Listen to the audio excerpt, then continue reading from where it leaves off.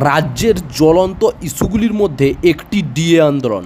বহুদিন ধরে কেন্দ্রীয় হারে মহার্ঘ ভাতার দাবিতে বিক্ষোভ আন্দোলন চালাচ্ছেন রাজ্য সরকারি কর্মীরা। হাইকোর্ট পেরিয়ে বর্তমানে সুপ্রিম কোর্টে গড়িয়েছে মামলা। এদিন কেন্দ্রীয় হারে ডিএ না দিলেও গত বছর থেকে বেশ খানিকটা ডিএ বৃদ্ধি করেছে রাজ্য সরকার। এবার মুখ্যমন্ত্রীর মুখে উঠে এলো সেই ইস্যু।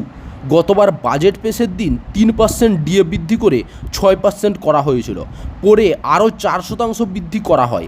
এদিকে গত ফেব্রুয়ারি মাসে বাজেট পেশ করে অর্থমন্ত্রী চন্দ্রিমা ভট্টাচার্য পশ্চিমবঙ্গের রাজ্য সরকারি কর্মচারীদের মহার্ঘ ভাতা বৃদ্ধির বিষয়টি জানিয়েছিলেন।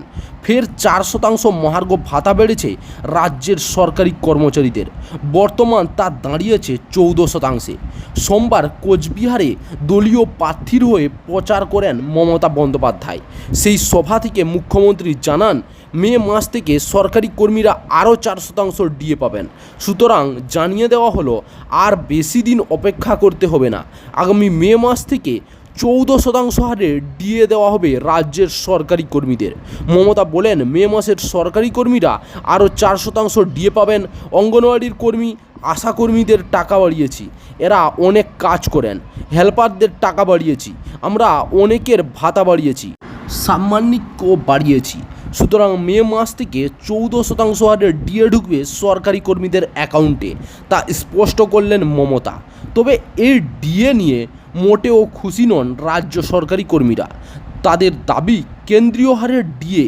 জানিয়ে রাখি, কেন্দ্র সরকার বর্তমান নিজের কর্মীদের 50% হারে ডিএ দেয়, অর্থাৎ রাজ্য সরকারি কর্মীদের সঙ্গে তাদের ডিএর ফারাক 36%। চাকরির খবর থেকে শুরু করে নিয়োগের খবর থেকে শুরু করে ঝড়ঝঞ্ঝা, দেশ বিদেশ, রাজ্য, জেলা এবং আপনার শহরের খবর একটা চ্যানেল আমাদের newsbangla.com সবার আগে আপনারা পেয়ে যাবেন। তাই চ্যানেলটাকে অতি অবশ্যই সাবস্ক্রাইব করে পাশ থেকে বেল আইকনটা ক্লিক করে অল নোটিফিকেশান অন করে রাখুন।